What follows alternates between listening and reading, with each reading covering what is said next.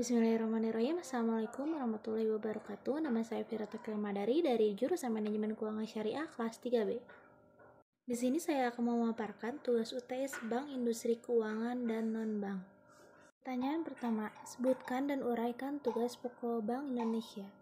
Adapun tugas Bank Indonesia sebagai Bank Sentral Indonesia adalah menetapkan dan melaksanakan kebijakan moneter guna menjaga sistem perekonomian di Indonesia tetap stabil, maka dibuatlah sebuah kebijakan moneter. Kebijakan moneter sendiri berfungsi untuk menjaga atau mengendalikan jumlah uang yang tersebar di masyarakat tetap stabil, sehingga harga barang-barang pokok juga tetap bisa dikendalikan.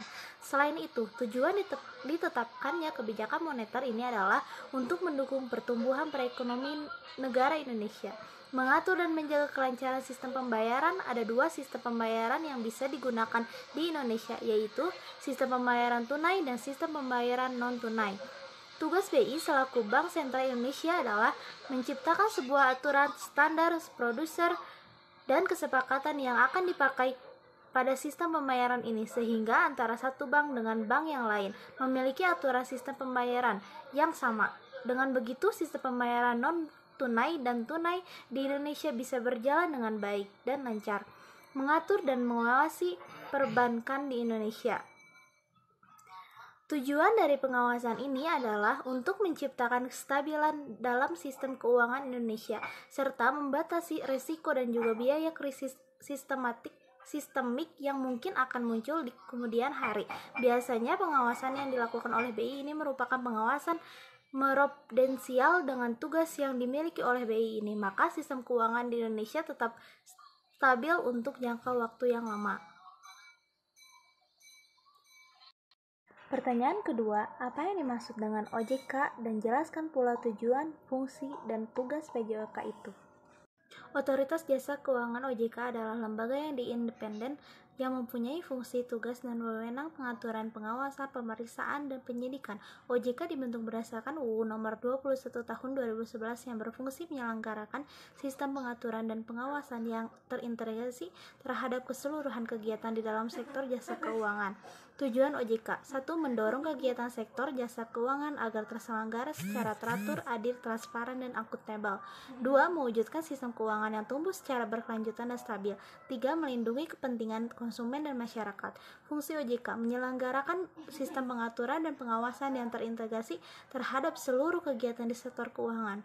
Tugas OJK: melaksanakan tugas pengaturan dan pengawasan terhadap kegiatan jasa keuangan di sektor perbankan serta non-perbankan. Kedua, kegiatan jasa keuangan di sektor pasar modal dan kegiatan jasa keuangan di sektor prasuransi, dana pensiun, lembaga pembiayaan, dan lembaga jasa keuangan lainnya.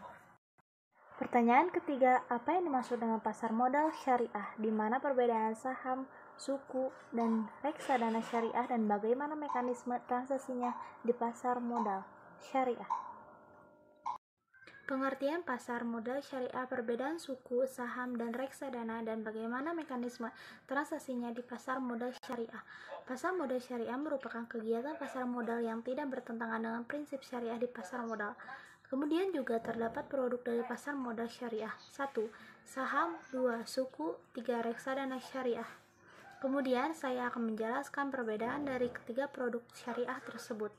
1. Saham merupakan surat berharga bukti penyertaan modal kepada perusahaan, dan dengan bukti penyertaan tersebut pemegang saham berhak mendapatkan bagian hasil dari usaha perusahaan tersebut dengan tidak melanggar prinsip syariah.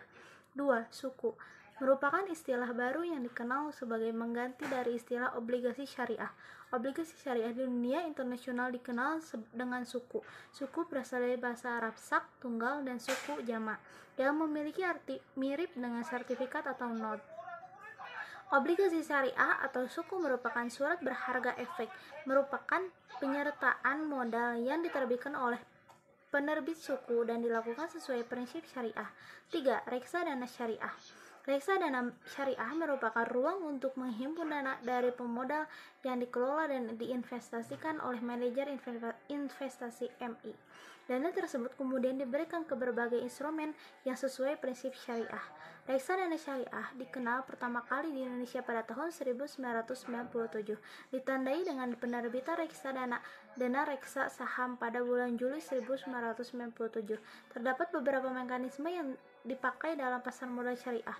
Adapun rinciannya sebagai berikut. Transaksi tanpa riba. Terhindar dari praktek spekulasi, hanya mentransaksi efek syariah. Emiten yang tergolong syariah transaksi menggunakan akad. Pertanyaan keempat, bolehkah asuransi syariah di tengah jalan? Jelaskan.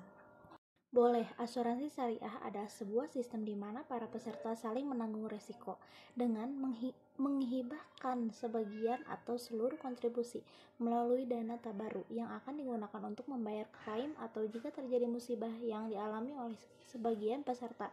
Peranan perusahaan di sini adalah sebagai pemegang amanah dalam mengelola dan menginvestasikan dana dari kontribusi peserta.